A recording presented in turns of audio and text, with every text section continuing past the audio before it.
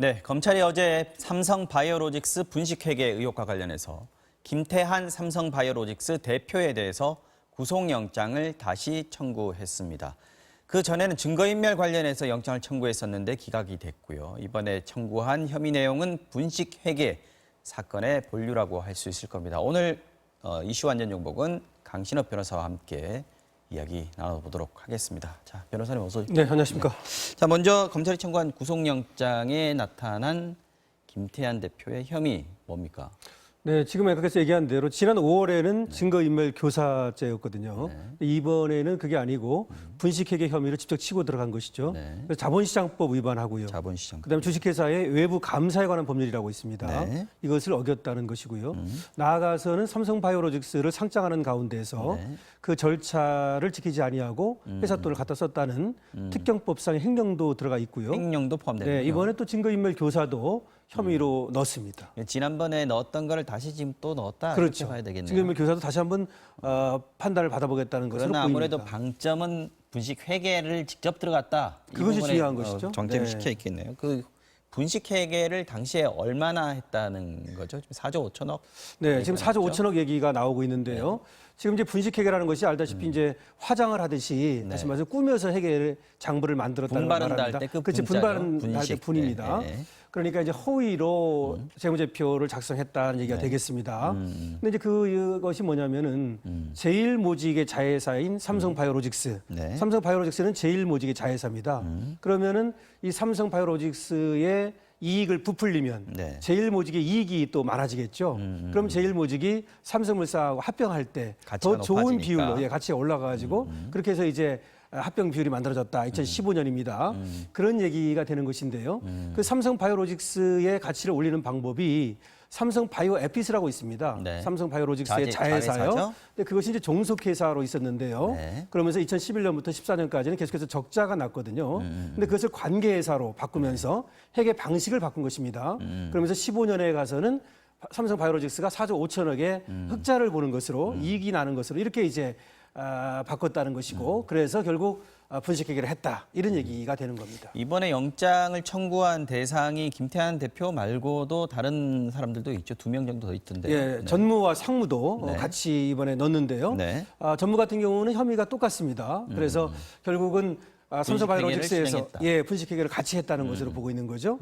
그러니까 이번에 3명이 구속영장의 어떤 청구 대상이 됐다는 것이고요. 네. 그렇다면 삼성바이오로직스의 수뇌부 차원에서 네. 이런 분식회계가 진행이 됐고 이분들이 그러니까 실무자, 실행자였다라고 보는 것으로 지금 검찰은 그렇게 보는 것 같습니다. 그렇군요. 아까도 잠깐 말씀드렸습니다만 김태한 대표이사에 대해서 검찰이 영장을 청구한 게 이번이 2번째입니다. 그렇죠. 첫 번째는 증거인멸 관련했는데 그때는 기각이 됐었단 말이죠. 네. 왜 기각이 됐었죠? 그때는 증거인멸 교사죄였는데요. 네. 그러니까 이제 밑에 사람들로 하여금 증거를 인멸하도록 시켰다는 것이었는데요. 네. 당시에 법원에서 얘기한 것은 관련성이 증명되지 않았다 이렇게 얘기했습니다. 그러니까 이제 교사죄니까 어쨌든 바이오로직스의 가장 위에 있는 사람인데 그렇죠. 관련성이 증명되지 않았다. 그러니까 관련성이라는 게 뭡니까? 보고를 받고 지시를 하는 것이죠. 네. 근데 그것이 증명되지 않았다는 이유였습니다.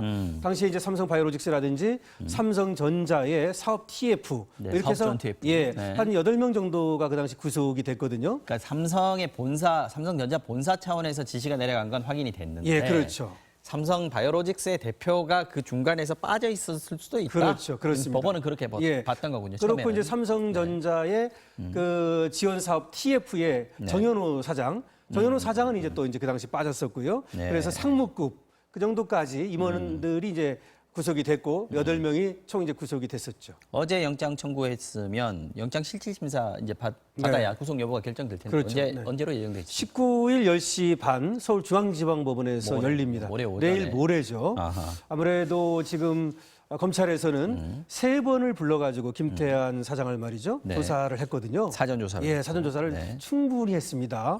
그렇기 때문에 자신감을 가지고 구속영장을 청구한 것으로 보이거든요. 그리고 또 저번에 증거인멸 교사였지만 증거인멸 교사에 대해서 다시 한번 청구하는 것이 아니라 분식회계로 직접 치고 들어갔다는 것이죠. 저것은 어쩌면 증거 내지는 또 관련자의 진술 이런 것들을 확보하는 것이 아닌가 이렇게 생각은 됩니다. 검찰이 어쨌든 재청구를 했다는 거는 준비를 더 많이 했다라고 네. 봐야 된다는 얘기군요. 네. 알겠습니다. 자, 삼성바이오로직스가 분식 회계를 한 이유가 뭐냐? 이게 이제 앞으로 검찰의 수사의 방향이 될 겁니다. 그렇죠. 누가 가장 큰 이득을 받느냐 이거 아니겠습니까? 그렇죠. 네. 분식 회계를 했다면 그 정점에 누가 있는가, 그리고 최대 수혜자가 누군가, 네. 이것이 이제 문제가 되는 것이죠. 그렇죠. 왜냐하면은 삼성바이오로직스의 김태환 사장이라든지 뭐 전무급, 상무급, 네. 그다음에 삼성전자 사업지원 TF 이쪽은 실무자, 실행자일 것이라고 보는 거죠. 그렇죠. 분식 회계의 실행자. 그렇다면 그 정점, 지시자한 사람, 이건 누구냐 이건데요. 여기에 대해서는 이제 지금 남아 있는 그 우시선이 삼성전자 사업지원 TF의 팀장인 네. 정현호 사장. 삼성전자의 말이죠. 그다음에 최재성 전 부회장이 네. 이제 남아 있는 것이고요. 최후로는 이재용 삼성 부회장이 이제 남아 있는 것이죠. 그래서 이번에 점점 이제 위로 올라간다. 올라갈 가능성이 있는 것이죠. 거고요. 그래서 네. 이번에 만약에 구속영장이 발부가 된다면 그쪽으로 치고 올라가는 것이 빨라질 것이고요. 일단 신병을 확보하는 것이 중요하다. 그렇습니다. 그래야 그 위로 올라갈 수 있다. 이렇게 그렇게 봐야 검찰은 되겠죠. 보겠네요. 네. 아무래도 이제 그러면 이번에 이제 분식이 확인되면 아까 얘기하신 대로 승계 이것을 이제 또 확인하려 들겠죠. 그 승계는 또 무엇을 위한 것이었는가? 아까 얘기한 대로 가장 이제 이득을 보는 사람이 최대 이재용 수혜자는? 부회장이라고 보는 것인데 결국은 이제 경영권을 안정적으로 확보하기 위한 승계하기 위한 그런 작업이었나 이런 것들이 이제 수사의 대상이 될 겁니다. 근데 이재용 부회장을 결국 이제 수사 선에는 지금 올라가 있습니다만 직접 불러서 소환 조사를 하기 상당히 지금 시기상 검찰도 좀 껄끄러운 면들이 좀 그렇죠. 있는 것 같습니다. 지금 아무래도, 예. 일본의 그 수출 규제 조치 이 부분에 대해서 지금 이재용 부회장 같은 경우에 일본에 직접 가가지고 협상도 하려고 하고 이런 부분들을 보였단 말이죠. 이것도 아마 다 관련이 있겠죠.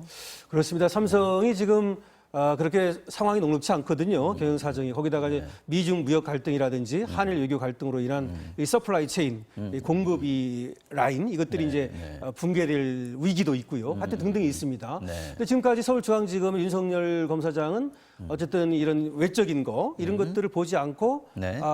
그야말로 이 수사에 집중하는 네. 혐의에 집중하는 이런 수사를 해왔는데요. 두 가지를 보여야 됩니다. 하나는 이제 서울중앙지검의 지금 지검장이 이제 바뀌게 되지 않습니까? 네. 윤석열 이제 검사장이 이제 검찰총장으로 가게 되면서 말이죠. 25일이면 예, 취임을 25일 합니다. 0시부터입니다. 네. 네. 그래서 그것이 하나 변수입니다. 왜냐하면 그렇게 되면은 이 검찰의 그 인사가 있게 되거든요. 그럼 인사가 있게 되면은 지금 이제 그 수사를 하는 팀이 한동훈 3차장, 그다음에 그렇죠. 특수 2부입니다. 예, 송경호 송경호 부장검사가 부장. 하고 있는데 네. 거기에 이제 과연 바뀔 것이냐, 수사 라인이 이런 것들에 따라서는 아무래도 이제 검찰 인사 때문에 좀 늦어질 가능성이 하나 있는 것이고요. 일단 서울중앙지검장은 바뀌어야 되는 거니까 바뀔 올라갔으니까 수밖에 빈자리가 없죠. 생기는 거죠. 예, 그렇게 되면 문대진 아무래도- 검찰국장이 못 올 가능성도 지금 많이 보이고 네, 있습니다. 그런 얘기가 나오고 있죠. 네, 상처가 그다음에 좀 또 하나는 이제 윤석열 지검장이 지금 지휘를 했던 거 아닙니까? 직접 서울중앙지검에서. 네. 근데 이제 검찰총장으로 가게 되면 검찰총장이라는 자리는 아무래도 정무적 판단이라든지 뭐 이런 것도 좀 해야 되는 자리이기 때문에 네. 아까 말씀드렸듯이 지금 삼성이 처한 상황이라든가 이런 것들을 봐서 수사를 조금 늦출 가능성도 있겠죠. 다만 지금 윤석열 어떤 그 검사장의 어떤 그 성격이라든지 여러 가지 지금까지 행보로 보면 뭐 수사 외적인 거를 판단해 가지고 늦출 가능성은 많지는 않습니다.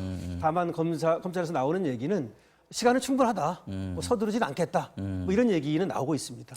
이재용 부회장이나 삼성 입장에서는 어떨까요? 지금 물론 이게 뭐 경제적인 외적인 요건은 상당히 안 좋은 상황인 건 분명합니다만 네. 이재용 부회장 같은 경우에 8월에 국정농단 관련해서 대법원 재판이 있단 말이죠. 그렇죠. 예상되고 그렇다면 있죠. 오히려 좀 이재용 부회장의 존재감 또는 필요한 존재라는 점들을 좀 부각시키는 어떤 기회가 될 수도 있을 것 같아요. 지금 계속해서 그런 어떤 행보를 보이고 있어요. 지금 삼성에서 보면은 이재용 부회장의 어떤 동선이라든지. 동선 이런 거에 대해서 아주 그 브리핑을 적극적으로 하고 있거든요. 그런 것들을 보면은 그다음에 이제 저번에 반도체 그 행사할 때 뭐 대통령께서도 참석했습니다마는 네. 그런 거라든지 또 5박 6일 동안 지금 호를 단신 네. 일본을 다녀오지 않았습니까? 그렇죠. 아마 이런 것들도 8월에 있을 어떤 국정농단 재판 이런 것들과 연계돼 있을 가능성이 있는 것이죠. 이 삼성 바이오로직스 어떤 뭐 또 수사라든지 이런 것이 있습니다만은 앞으로 8월에 있을 어떤 국정농단 그 재판은요. 뭐 8월로 예상은 됩니다만